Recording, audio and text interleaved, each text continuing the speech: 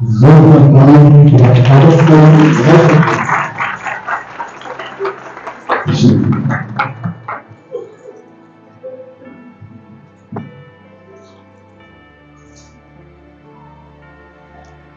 मसीह के नाम में आप सबों की सलामती हो।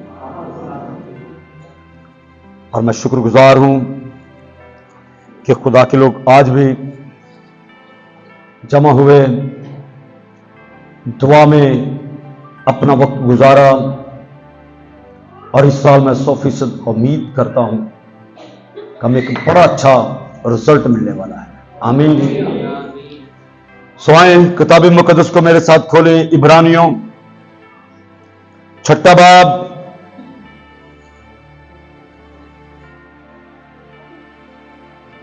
नामी आयत से लिखा है, लेकिन अजीजों,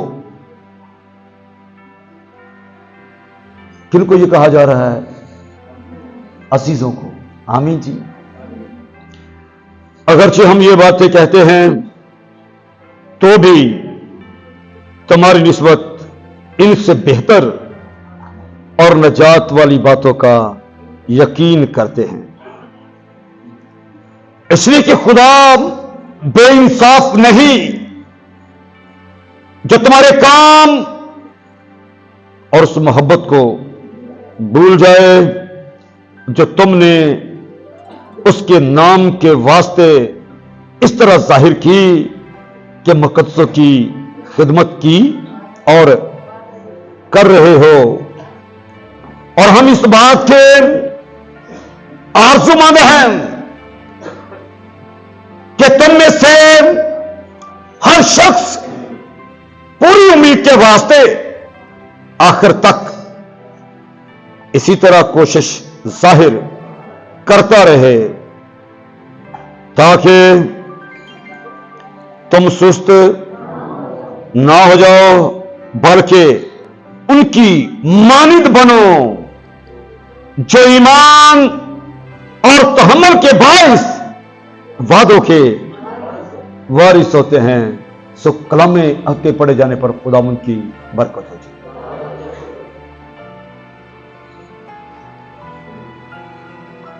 ताकि तुम सुस्त ना हो जाओ, बल्कि किनकी मानद लिखा जी? उनकी मानिंद बनो जो ईमान और तहम्मुल के बाइस वादों के वारिस होते हैं। वादों के वारिस होते हैं, पर कैसे? ईमान और तहम्मुल के बाइस।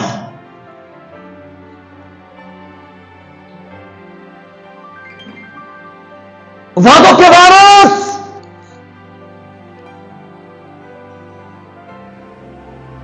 यानी वो लोग जिनको वादे मिरास में मिल चुके हैं। आमीन। हमें उनकी मानिंद निकाह बनो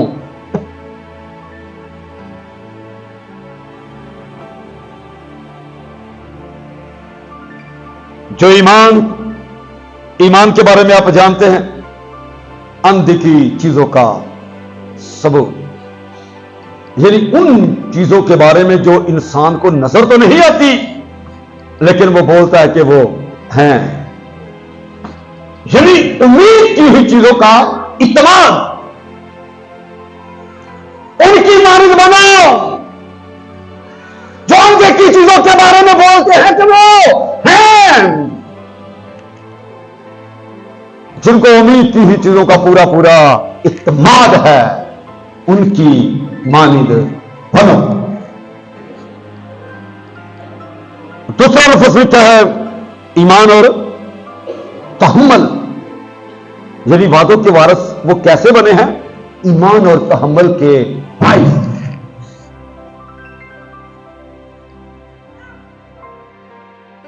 तहम्मुल के लिए जो यूनानी लफ्ज़ है वो है मैक्रोथोमिया, जिसका मतलब है मदम रफ्तार। मध्यम रफ्तार से मराद सुस्त रफ्तार नहीं, मध्यम रफ्तार से मराद जो बड़ा पूरे तौर से संभल के चलता है, जो हिकमत से बोलता है, बेशक आराम से चलता है पर मजबूत कदमों के साथ चलता है। सुस्त रफ्तार मैंने नहीं कहा, मैंने क्या बोला? सुस्त रफ्तार नहीं, मध्यम सलीके से, तनाई से, मजबूत कदमों के साथ आगे बढ़ने वाला, यानी जो चलते हुए गिरता नहीं, अपना वक्त जाया नहीं करता। दोबारा शुरू 12वीं आयत को, ताकि तुम सुस्त ना हो जाओ बल्कि उनकी मानिंद बनो जो ईमान और तहम्मुल के बाइस वादों के वारिस होते हैं।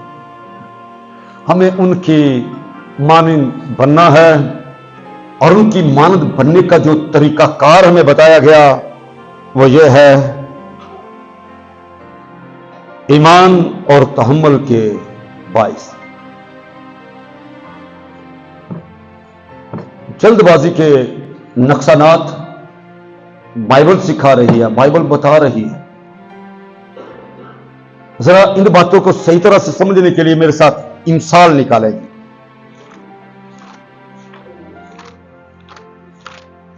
इनको सही तरह से समझने के बाद हम आगे बढ़ेंगे। मिसाल 19वां बाब,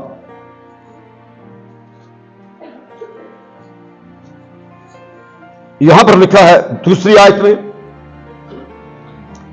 लिखा यह भी अच्छा नहीं कि रूह इल्म से खाली रहे, जो चलने में जल्दबाजी करता है, आगे के लिए क्या जी, भटक जाता है। इसलिए ईमान और तहम्मुल के साथ आगे बढ़ना उसके लिए बहुत जरूरी है। हमें इल्म होना चाहिए इस बात का, यह भी अच्छा नहीं कि रूह इल्म से खाली रहे। आगे क्या लिखा जी, जो चलने में क्या करता है, जल्दबाजी करता है, क्या करता है जी, भटक जाता है। यानी इसका मतलब यह है पहले चलना सीखना चाहिए, उसके बाद फिर चलना चाहिए। अगर किसी को चलना नहीं आता, जल्दबाजी से बोलो ना जी, चलना शुरू कर देगा तो फिर क्या होगा नतीजा? आप बोलेंगे जी, भटक जाएगा, गिर जाएगा।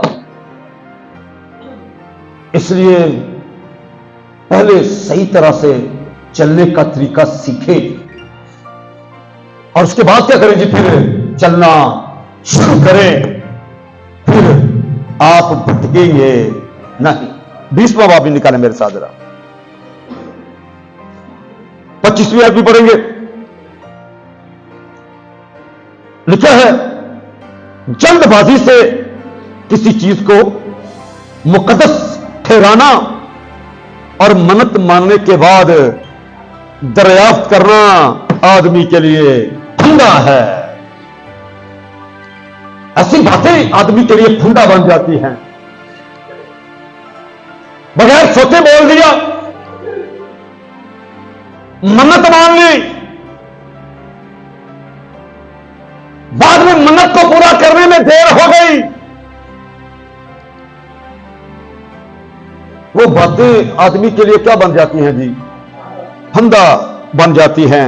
इसलिए लिखा, जल्दबाजी से किसी चीज को मुकद्दस ठहराना और मन्नत मानने के बाद दरियाफ्त करना आदमी के लिए फंदा है। इसलिए लिखा है, उनकी मानिद बनो। इब्रानियों 6 बाब 12वीं आयत, उनकी मानद बनो जो ईमान और तहम्मुल के बाइस वादों के वारिस होते हैं।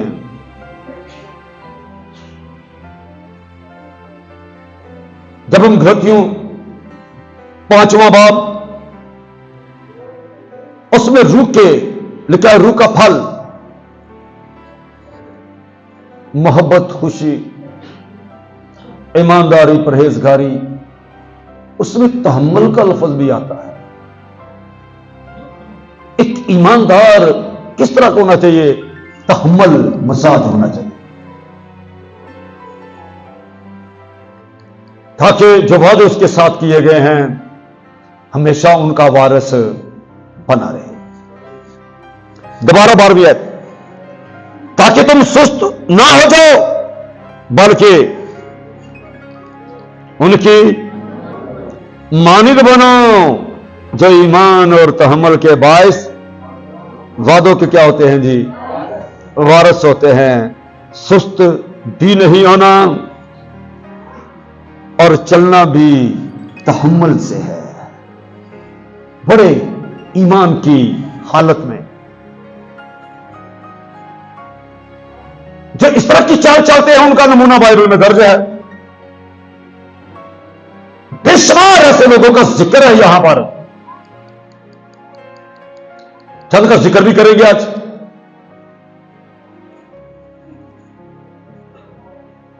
लेकिन नामी आयत में लिखा है, लेकिन ऐ अजीजों, अगरचे हम ये बातें कहते हैं तो भी तुम्हारी निस्बत इनसे बेहतर और नजात वाली बातों का क्या करते हैं? यकीन करते हैं। जो नजात वाली बातों का यकीन करते हैं वो नजात से जुड़े हुए बाकी कामों को भी सरंजाम देते हैं।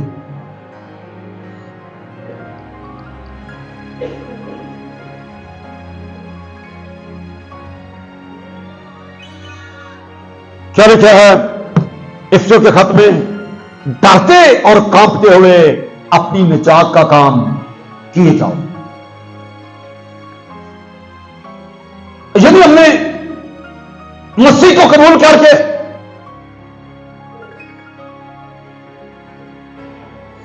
अपने गुनाहों का इकरार करके और उसे तौबा करके बपतिस्मा के वसीला से मसीह को पहन के निजात तो पा ली, लेकिन जरा इफ्सों का खत निकाले, बल्कि ये फिलिपियों में से पढ़ता हूं, दूसरा बाब, जरा इन बातों को गौर से सुनेंगे। फिलिपियों दूसरा बाब 12वीं आयत लिखा, बस ऐ मेरे अजीजों, ये बातें अजीजों के लिए हैं, मुकद्दसों के लिए हैं। बस ऐ मेरे अजीजों, जिस तरह तुम हमेशा से फरमाबरदारी करते आए हो उसी तरह अब भी ना सिर्फ मेरी हाजिरी में बल्कि इससे बहुत ज्यादा मेरी गैर हाजिरी में डरते और कांपते हुए अपनी निजात का काम किए जाओ। निजात पाने के बाद निजात के काम, रास्तबाज बनने के बाद रास्तबाजी के काम। ईमानदार होने के नाते ईमानदारी के काम।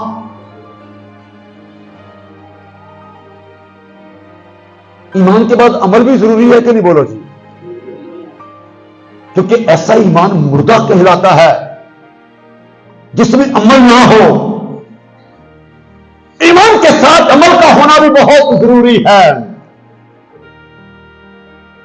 कोई ईमान बुनियादी है, पर ईमान लाने के बाद ईमान का अमल भी। अगर कोई कहे कि मैं ईमानदार हूं और अमल किसी बात पर करता ना हो, तो बोलो ऐसे ईमानदार को क्या कहेंगे जी? ऐसे ईमानदार के बारे में लिखा वो बेईमान से भी बदतर है, क्योंकि जानते हुए भी वो नहीं कर रहा। इसलिए लिखा है, लेकिन ऐ मेरे अजीजों, इब्रानियों 6 बाब, लेकिन ऐ अजीजों, अगरचे हम ये बातें कहते हैं तो भी तुम्हारी निस्बत इनसे बेहतर और नजात वाली बातों का क्या करते हैं जी? यकीन करते हैं। सुस्त नहीं है, यकीन करते हैं। क्यों करते हैं? इसलिए कि खुदा बेइंसाफ। बोले जी, खुदा के यहां बेइंसाफी है? खुदा बेइंसाफ नहीं है। निजात वाली बातें, निजात के काम, निजात वाली बातों को क्या करते हैं जी? यकीन करते हैं।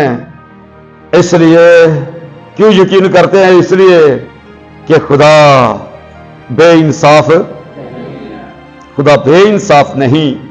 जो तुम्हारे काम, निजात के काम और उस मोहब्बत को क्या करे जी? भूल जाए, जो तुमने उसके नाम के वास्ते इस तरह जाहिर की कि मुकद्दसों की खिदमत की और कर रहे हो। निजात के काम और उसके साथ मोहब्बत, उसके मुकद्दसों की खिदमत की और कर रहे।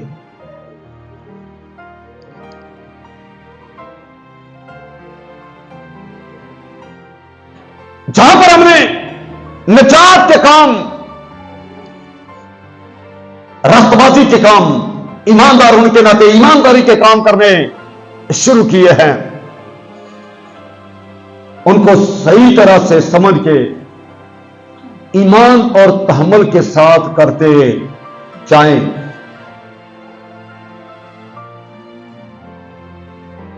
और काम क्या लिखा जी?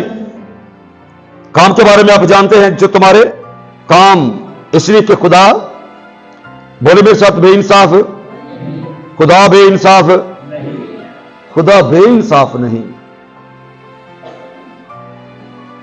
तुम जो कुछ करते हो ना, इस सोच के साथ निजात वाली बातों का यकीन करते हुए करो, ये जान के कि खुदा के यहां बेइंसाफी नहीं है,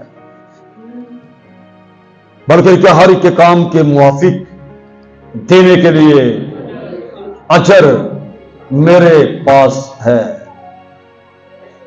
वो देने की कुदरत रखता है कि नहीं? बोलो जी, रखता है। खुदा कोई मजबूर है किसी बात से? बोलो जी, खुदा बेबस है? बाजों ने तो ऐसे ही खुदा को समझा हुआ है कि शायद खुदा भी हमारी तरह कई बातों से मजबूर है, कई कामों में बेबस है। खुदा ना तो मजबूर है, ना खुदा बेबस है, उसके यहां बेइंसाफी नहीं। जो तुम्हारे काम और उस मोहब्बत को भूल जाए, खुदा कभी भी काम और मोहब्बत को भूलता नहीं। इंसान भूल जाए तो भूल जाए, पर खुदा कभी भी भूलता। ज़करिया को फरिश्ते ने आके कहा, तेरी दुआ सुन ली गई। ज़करिया दुआ करने के बाद भूल चुका था कि मैंने क्या दुआ मांगी थी, पर उसको जवाब मिला कि तेरी दुआ सुन ली गई। जो उसने मांगी थी, दुआ करके हम भूल जाते हैं, पर खुदा कभी भूलता नहीं। आमीन। हम निजात के काम करके, खुदा के साथ अपनी मोहब्बत करके शायद भूल जाते हैं, पर खुदा कभी भूलता नहीं, क्योंकि खुदा के यहां बेइंसाफी। खुदा को कभी कमजोर ना समझना, वो कादरे मुतलिक है। एमियल शुदाई, ये भी ऐसा खुदा जैसा जोर किसी और में नहीं है। जिसने आसमान को आपके ऊपर ताना हुआ है, जिस जमीन पर आप चल रहे हो, उसी के बायस कायम है। अब हर रोज आपकी जरूरतों को पूरा करता है, हर रोज मुट्ठी खोलता है और हर जानदार की जरूरत को क्या करता है जी? पूरा करता है। इसलिए खुदा को कमजोर ना समझो। यह ना समझना कि मैंने जो मोहब्बत की, खुदा शायद भूल गया है। हन्ना उसकी मिसाल है। हन्ना की औलाद नहीं थी, खुदा से मन्नत मानी, तू मुझे बेटा देगा और मैं वो तुझे दे दूंगी। और वाकई खुदा ने फिर उसे बेटा दिया। और हन्ना ने भी वैसा ही किया जैसा उसने खुदा से कहा था।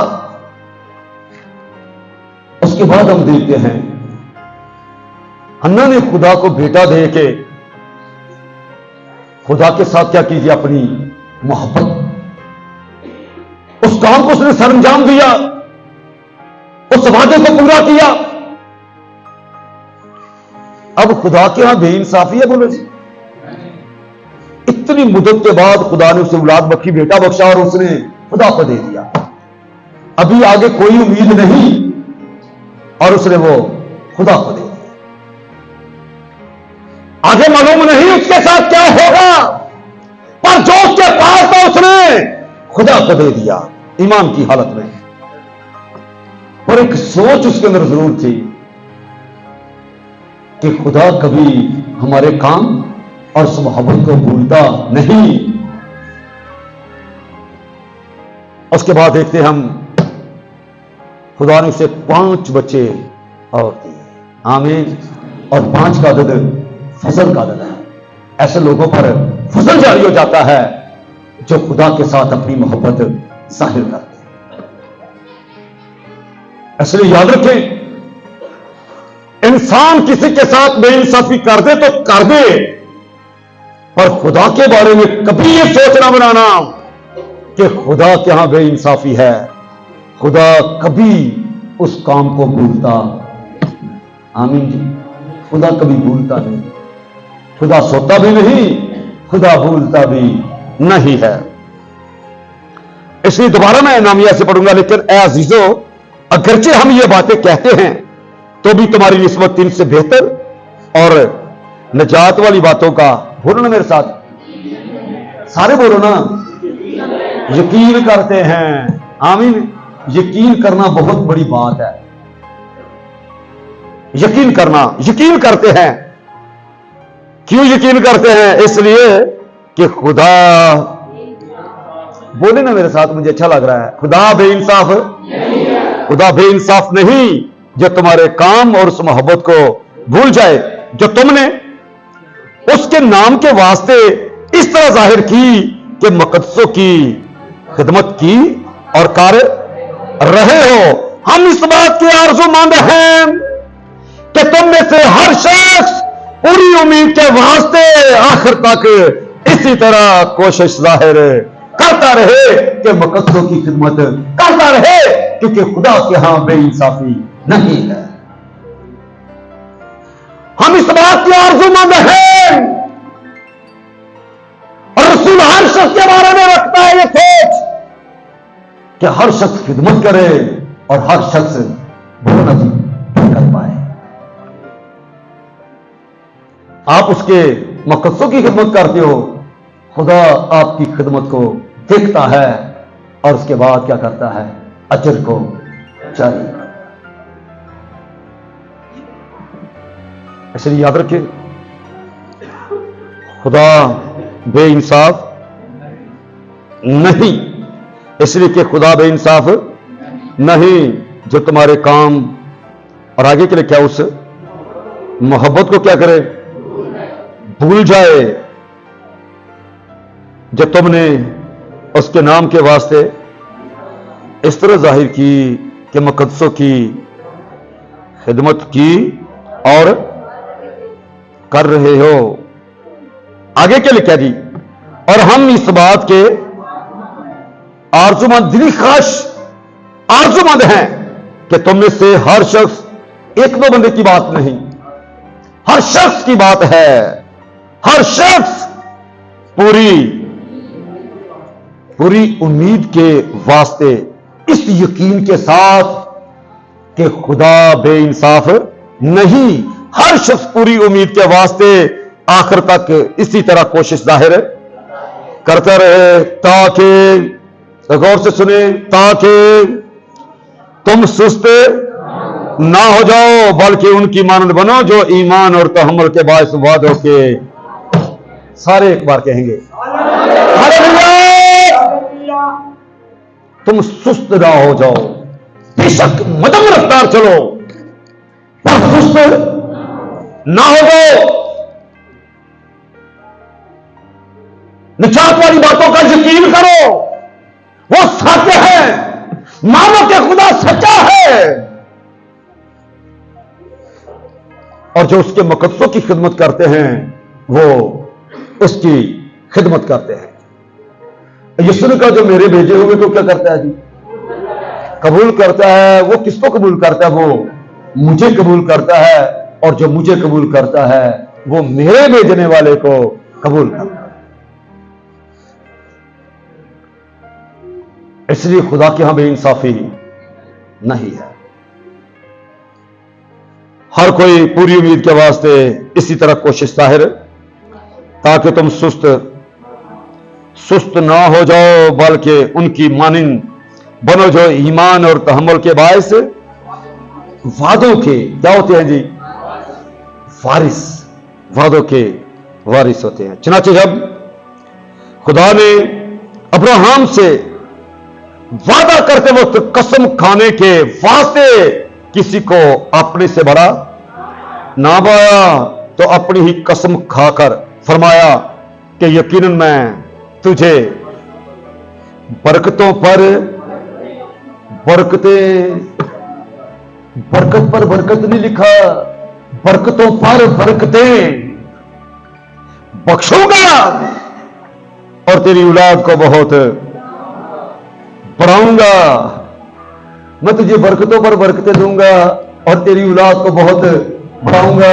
औलाद का नामो निशान नहीं, और खुदा कह रहा है मैं उसे बहुत बढ़ाऊंगा। और इस तरह गौर से सुने, इस तरह सब्र करके, ईमान और तहम्मुल के बायस सब्र करके उसने वादा की हुई चीज को हासिल किया। किसने? अब्राहम ने वादा की हुई चीज को हासिल, खुदा ने कसम खा के ये कहा है। जब हम पुराने हित पढ़ते हैं, मुस्लिम शरीयत के अंदर भी हमें यह पता चलता है,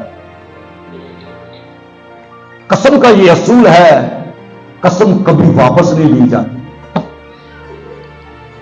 कसम कभी वापस नहीं ली जाती। कसम का मतलब होता है कि जो कहा है इसे 100% पूरा करना है। जिस तरह कसम वापस नहीं होती, इस तरह खुदा का किया हुआ वादा भी कभी खत्म नहीं होता, कभी वापस नहीं होता। खुदा से कोई बड़ा नहीं, इसलिए वो अपनी ही कसम खा के कहता है, अब्राहम को कहता है मैं तुझे बरकतों पर बरकतें बख्शूंगा। और उसने ये बरकतें कैसे पाई? उनकी मानद बन के जो ईमान और तहम्मुल के बाइस वादों के वारिस होते हैं। तुझे बरकतों पर बरकतें बख्शूंगा और तेरी औलाद को बहुत बढ़ाऊंगा। इस तरह, और इस तरह, ये तरीका देखे, इस तरह सब्र करके उसने वादा की हुई चीज को क्या किया जी? उसने वादा की हुई चीज को हासिल किया ईमान और तहम्मुल के बाइस।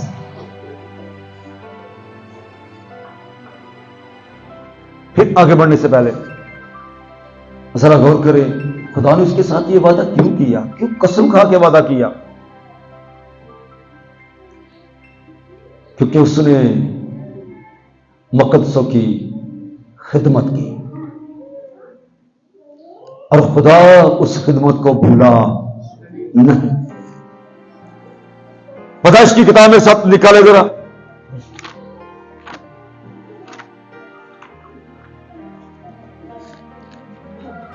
घर में जाके आपने ये 12वां बाब भी, जहां पर खुदा ने उससे वादा किया था, सुने जरा।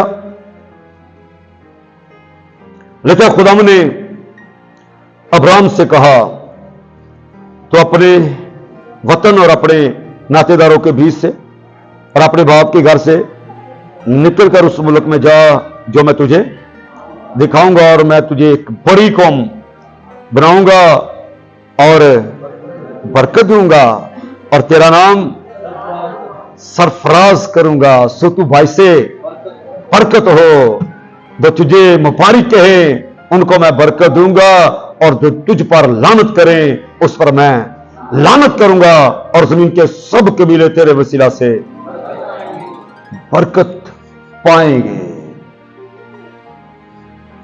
अब्राहम खुदावंद के कहने के मुताबिक चल पड़ा, और लूत और उसके साथ गया। और अब्राहम क्या लिखा जी, 75 वर्ष का था जब वो हरान से रवाना हुआ। उसकी उम्र कितनी थी? 75 वर्ष। खुदा उससे वादा कर रहा है। 75 वर्ष की उम्र में खुदा ने उसके साथ क्या किया जी? वादा किया, बड़ी कौम बनाऊंगा, बरकत दूंगा, तेरा नाम सरफराज करूंगा, और तू भाई से बरकत हो। जो तुझे मुबारक कहे मैं उनको बरकत दूंगा, और जो तुझ पर लानत करे उन पर लानत करूंगा, और जमीन के सब कबीले तेरे वसीला से बरकत पाएंगे। खुदा ये बात करके भूल गया? बोले जी नहीं। इसके बाद आप ये 15वां बाब भी स्टार्ट से पढ़ना, फिर मैं 18वें बाब में से पढ़ता हूं जी, सुने गौर से। 18वें बाब की पहली, फिर खुदावन ममरे के बलूतों में उसे कौन नजर आया? खुदावन नजर आया। वो दिन को गर्मी के वक्त अपने खेमा के दरवाजा पर बैठा था, और उसने अपनी आंखें उठाकर नजर की, और क्या देखता है? क्या लिखा जी? 3 मर्द उसके सामने खड़े हैं। वो उनको देखकर खेमा के दरवाजा से उनसे मिलने को दौड़ा, मोहब्बत देखे और जमीन तक झुका और कहने लगा, ऐ मेरे खुदावन, अगर मुझ पर आपने करम की नजर की है तो अपने खादम के पास से चले ना जाएं, बल्कि थोड़ा सा पानी लाया जाए, और आप अपने पांव धोकर उस दरख्त के नीचे आराम करें। मैं कुछ रोटी लाता हूं, आप ताजा दम हो जाएं, तब आगे बढ़े, क्योंकि आप इसीलिए अपने खादम के यहां आए हैं। इसीलिए आए हैं कि मैं आपकी खिदमत करूं और आप मुझे बरकत दें। आप इसीलिए अपने खादम के यहां आए। उन्होंने कहा, जैसे तूने कहा, क्या लिखा जी? वैसा ही कर। यानी जो मंसूबा अब्राहम का है वही मंसूबा खुदा का है, और जो मंसूबा खुदा का है वो मंसूबा अब्राहम का है। खुदा का मंसूबा क्या है? बरकत देने का, और अब्राहम का मंसूबा क्या है? बरकत लेने का। मंसूबे तब तकमील पाते हैं, मंसूबे को तकमील देने वाला और तकमील करवाने वाला जब एक हो जाएं। ये नहीं कि खुदा के साथ सोचे ही ना मिले। जब आपने अपने खादम पर अपने करम की नजर की है तो मेरे पास से चले ना जाएं, बल्कि जिस काम के लिए आप आए हैं वो काम करें। मैं भी वो काम करूंगा जिस काम के लिए आप आए। खुदा ने कहा, वैसा ही कर, जैसा तूने कहा वैसा ही कर। अब्राहम डेरे में सारा के पास आगे के लफाज है जी, दौड़ा गया। सुस्त ना हो जाओ, बल्कि उनकी मानद बनो जो ईमान और तहम्मुल के बाइस वादों के वारिस होते हैं। और अब्राहम की जिंदगी पर जरा नजर करो, क्या लिखा है जी? दौड़ा गया, यानी बड़ी खुशी के साथ दौड़ा गया, और कहा, 3 पैमाना बारीक आटा जल्द ले और उसे गूंद कर क्या कर जी? फुलके बना। और अब्राहम गल्ला की तरफ दौड़ा और एक मोटा ताजा बछड़ा लाकर एक जवान को दिया। उसने जल्दी, आगे की तरफ जी, जल्दी जल्दी जल्दी, सुस्त ना हो जाओ, जल्दी जल्दी उसे तैयार किया। फिर उसने मक्खन और दूध और बछड़े को जो उसने पकवाया था लेकर उनके सामने रखा, और आप उनके पास दरख्त के नीचे क्या लफज है जी? बैठ गया कि खड़ा रहा? खिदमत के लिए खड़ा रहा। और उन्होंने खाया। फिर उन्होंने उससे पूछा, पहले क्या किया? खाया। फिर उन्होंने इससे पूछा कि तेरी बीवी सारा कहां है? उसने कहा वो डेरे में है। तब उसने कहा मैं फिर मौसम बहार में तेरे पास आऊंगा और देख तेरी बीवी सारा के क्या होगा जी, बेटा होगा। ये पैगाम, ये खुशखबरी आते ही उनको दे दी या खुशखबरी खिदमत के बाद है? सारा के बेटा होगा। उसके पीछे डेरे का दरवाजा था। सारा वहां से सुन रही थी। अब्राहम और सारा ज़हीफ और बड़ी उम्र के थे और सारा की वो हालत नहीं रही थी जो औरतों की होती है। तब सारा ने अपने दिल में हंसकर कहा, इस कदर उम्र रसीदा होने पर भी आगे का लिखा जी, मेरे लिए शादमानी हो सकती है। आपकी हालत जैसी मर्जी हो, शादमानी हर हालत में आपके लिए है। सारा का यह सवाल सोच देता मैं, मेरे इस तरह उम्र रसीदा हो जाने के बावजूद भी मेरे लिए शादमानी हो सकती है, हालांकि मेरा खामद भी वही है। फिर खुदावंद ने अब्राहम से कहा, सारा क्यों ये कहकर हंसी कि मैं जो ऐसी बुढ़िया हो गई हूं, वाकई बेटा होगा? क्या खुदावंद के नजदीक कोई बात, बोलो ना जी, क्या खुदावंद के नजदीक कोई बात मुश्किल है? बोले ना जी। इसलिए मायूसी गुनाह है, नाउमीदी गुनाह है। खिदमत करो और पाओ, सुस्त ना हो जाओ। उनकी मानव बनो जो ईमान और तहम्मुल के बाइस वादों के वारिस होते हैं। हालेलुया! खुदा ये चाहता है। खुदा बेइंसाफ नहीं जो आपकी खिदमत को खुदा नजरअंदाज नहीं करता। हमारा खुदा ऐसा खुदा नहीं है। इसलिए खिदमत करने में सुस्त होना बेइंसाफी है। क्या खुदावंद के नजदीक कोई बात मुश्किल है? कोई खुदा को भी कोई मुश्किल है? बोलो जी। फिर पूछूंगा, क्या खुदा मजबूर है? खुदा बेबस है? खुदा के नजदीक हम मजबूर हो सकते हैं, हम बेबस हो सकते हैं, लेकिन खुदा के नजदीक कोई बात मुश्किल नहीं है। खुदा के बारे में जब भी कुछ करते हो, क्या लिखे, जो भी करते हो क्या करो, जी से करो, ये जान करके खुदावंद के लिए करते हो, ना कि इंसानों के लिए। खुदावंद के लिए करोगे तो खुदा बेइंसाफ नहीं है। क्या खुदावंद के नजदीक कोई बात मुश्किल है? मौसम बहार में मुअय्यन वक्त पर मैं तेरे पास फिर आऊंगा और सारा के बेटा होगा। तब सारा इनकार कर गई कि मैं नहीं हंसी, क्योंकि वो डरती थी।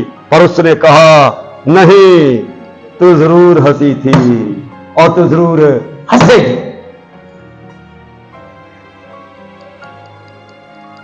वो इनकार कर गई, मैं नहीं हंसी। पर खुदा ने क्या कहा, तू जरूर हंसी है और मैं कह रहा हूं तू जरूर हंसेगी। आमीन। क्योंकि तू बरकत पर बरकत पाएगी। और फिर जब हम आगे बढ़ते हैं तो बड़ी खूबसूरत बातें यहां पर लिखी हुई हैं 21वें बाब में। और देखिए, खुदावंद ने जैसा उसने फरमाया था सारा पर क्या लिखा है जी, नजर की, और उसने अपने वादा के मुताबिक सारा से कहा। खुदा बेइंसाफ नहीं जो तुम्हारी खिदमत को क्या करे जी, भूल जाए। लिखा है, खुदावंद ने जैसा उसने फरमाया था सारा पर नजर की, और उसने अपने वादा के मुताबिक सारा से किया। खुदा सब कुछ करने की कुदरत रखता है। उसने सारा पर क्या की जी, नजर की, और जो वादा उसने किया था। और बड़ी खूबसूरत बात 5वीं आयत को देखे जरा। और जब उसका बेटा इसहाक उससे पैदा हुआ, अब्राहम 100 वर्ष का था।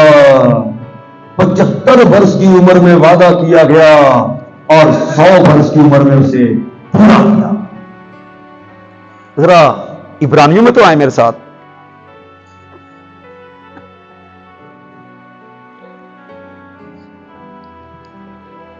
छठा बाब और में आए, ताकि तुम सुस्त ना हो जाओ बल्कि उनकी मानद बनो जो ईमान और तहम्मुल के बाइस वादों के। एक बार फिर, ईमान और तहम्मुल को कभी ना छोड़ो। ईमान पर कायम रहो, बेशक मध्यम रफ्तार चलो, लेकिन बड़ी मजबूत कदमों के साथ आगे बढ़ो। जो जल्दबाजी करता है भटक जाता है, फंदा बन जाती है ये बातें उसके लिए। इसलिए जल्दबाजी नहीं बल्कि ईमान और तहम्मुल के बाइस वादों के वारिस बनो। और अब्राहम आपके सामने है। कोई कमजोर ईमान वाला होता, सोचता शायद खुदा ये कर नहीं सकता, इसलिए ये हो ही नहीं रहा। जैसे आज बादों ने यह तालीम देना शुरू कर दी है, यीशु ने अब नहीं आना,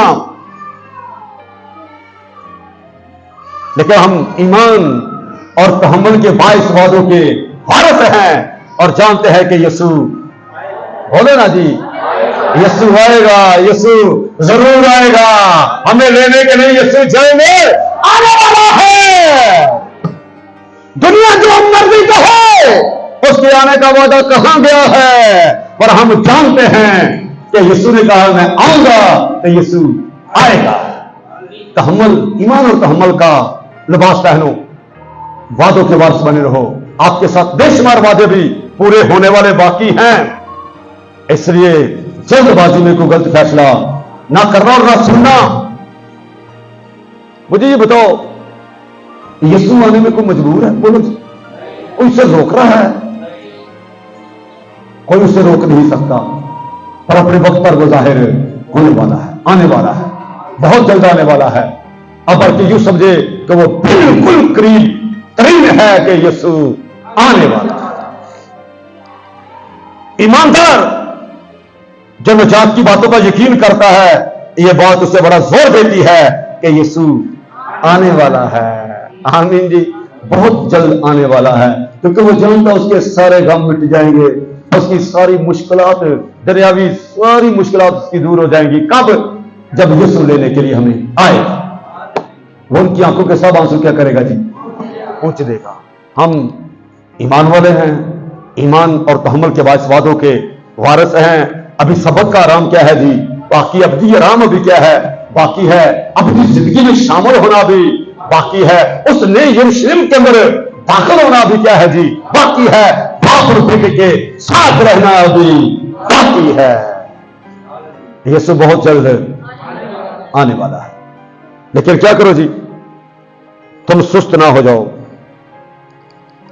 तुम सुस्त ना हो जाओ, बल्कि उनकी मानद बनो जो ईमान और तहम्मुल के बाइस वादों के वारिस होते हैं। अब्राहम से वादा किया गया, खुदा ने पूरा किया कि या अधूरा रहने दिया? बोलो ना जी, पूरा किया। तो आपसे जो वादे करेगा, जब किए हैं, वो अधूरे रह जाएंगे? बोलो जी। अब्राहम, इसहाक और याकूब के बारे में लिखा है, वो सब ईमान की हालत में मरे।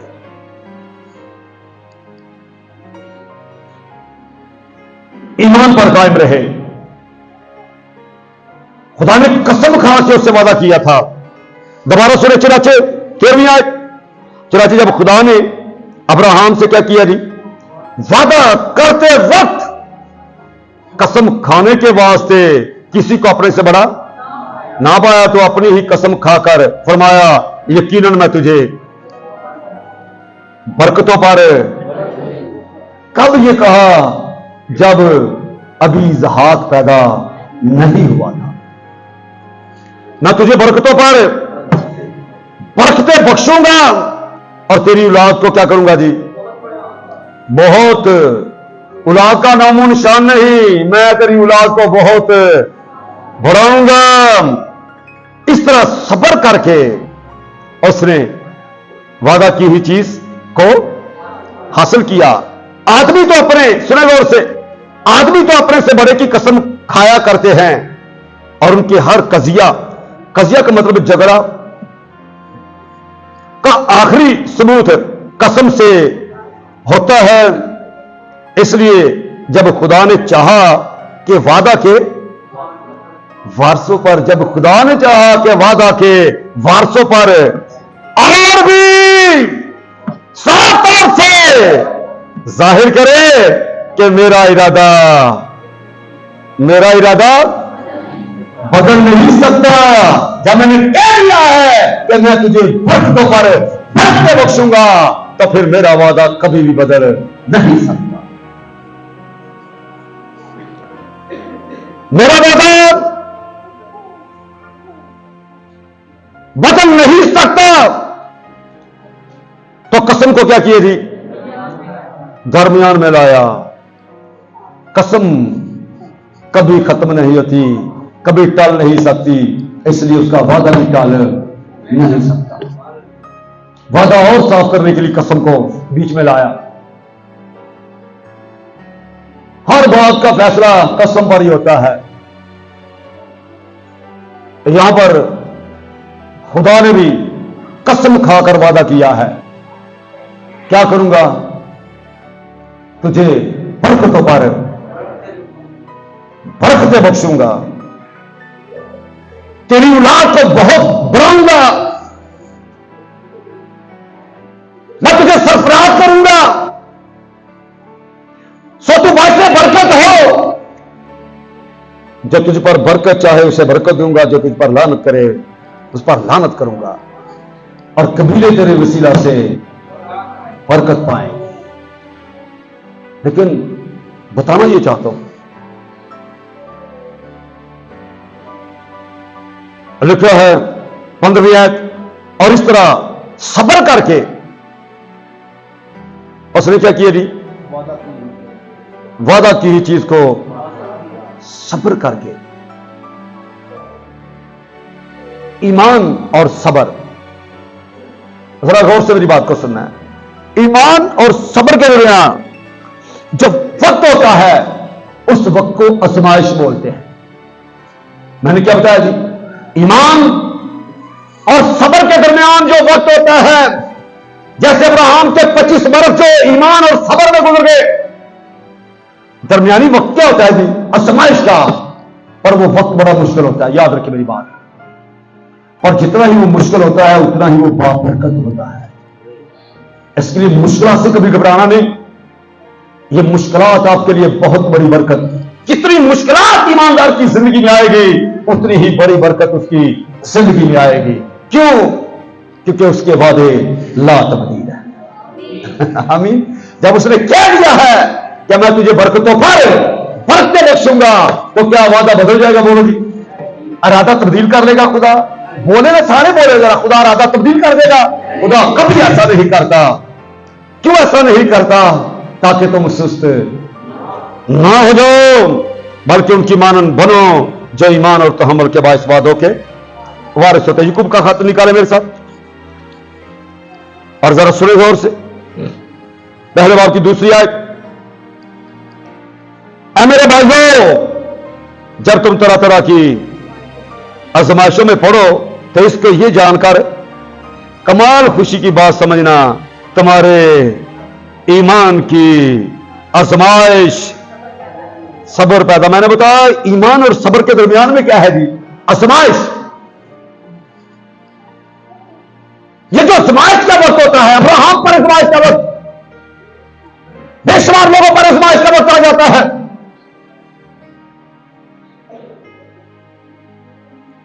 लिखा मुबारक है वो जो आजमाइश की बर्दाश्त करता है। आजमाइश के वक्त की बर्दाश्त करो, परेशान होने की जरूरत नहीं। खुदा के वादों का यकीन करो, निजात वाली बातों का यकीन करो, इस सोच के साथ कि खुदा बेइंसाफ नहीं है।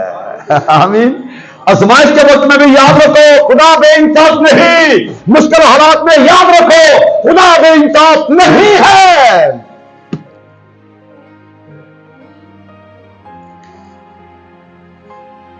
मेरे भाइयों, जब तुम तरह तरह की आजमाइशों में पढ़ो तो इसको यह जानकर परेशानी की बात समझना, क्यों जी ये लिखा है खुशी की बात समझना।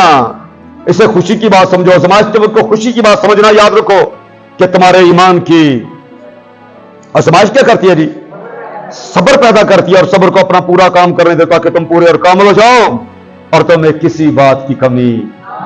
वापस इब्रानियों में आए, 6 बाब 12वीं आयत, ताकि तुम सुस्त खिदमत करने में सुस्त ना हो जाओ बल्कि उनकी मानिंद बनो। जो पहली बात क्या है? ईमान और तहम्मुल के बाइस वादों के वारिस होते हैं। चनाचे जब खुदा ने अब्राहम से वादा करते वक्त कसम खाने के वास्ते किसी को अपने से बड़ा ना पाया तो अपनी ही कसम खाकर फरमाया, यकीनन मैं तुझे बरकतों पर बरकतें बख्शूंगा और तेरी औलाद बहुत बढ़ाऊंगा। और इस तरह लफ्ज क्या जी? सब्र करके। मैंने क्या बताया? ईमान और सब्र के दरमियान जो वक्त होता है वो आजमाइश का होता है, वो मुश्किल होता है, पर जितना मुश्किल वक्त होता है उतनी ही बड़ी ब्लेसिंग होती है। इसी तरह सब्र करके उसने वादा की हुई चीज को हासिल किया, वादा की हुई चीज को हासिल किया उसने। नाम ऐसे दोबारा पढ़ना चाहता हूं, लेकिन अजीजों किनको कहा जा रहा है? जरा बोले मेरे साथ। कितना अजीज जान के आपको ये बातें बताई जा रही हैं। अगर ये बातें मुश्किल लगे तो जरा गौर करना कि ये बातें तो खुदा के अजीजों के लिए हैं, आमीन, मुकद्दसों के लिए हैं। लेकिन अजीजों, अगरचे हम ये बातें कहते हैं तो भी तुम्हारी निस्बत इनसे बेहतर और नजात वाली बातों का यकीन करते हैं कि नहीं? बोलो जी, करते हैं, यकीन करते हैं, मानते हैं, तस्लीम करते हैं कि वो सच्ची हैं, आमीन। इसलिए गौर से सुने, इसलिए कि खुदा बेइंसाफ, बोले मेरे साथ जरा, खुदा बेइंसाफ नहीं है जो तुम्हारे काम और उस मोहब्बत को भूल जाए जो तुमने उसके नाम के वास्ते इस तरह जाहिर की कि मुकद्दसों की, लफ्ज क्या जी? मुकद्दसों की खिदमत। कहा किनको जा रहा है? अजीजों को, असीम लोगों को यह कहा जा रहा है मुकद्दसों की खिदमत करो। खुदा के मंसूबे तुम्हारे लिए बहुत बड़े हैं। इसी तरह उसके नाम के वास्ते इस तरह जाहिर की कि मुकद्दसों की खिदमत की। खुदा के साथ मोहब्बत मुकद्दसों की खिदमत है, खिदमत की और कर रहे हो। हम इस बात के आरजूमंद हैं कि तुम में से हर शख्स पूरी उम्मीद के वास्ते आखिर तक इसी तरह कोशिश जाहिर करता रहे, सुस्त ना हो, कोशिश जाहिर करता रहे ताकि तुम सुस्त, खुदा नहीं चाहता जी तुम सुस्त हो जाओ। खिदमत करने में सुस्त नहीं होना। खिदमत करने में क्या करना है? अब्राहम की तरह होशियार और बेदार रहना है ताकि खुदा अपनी बात को वक्त पर पूरा करे।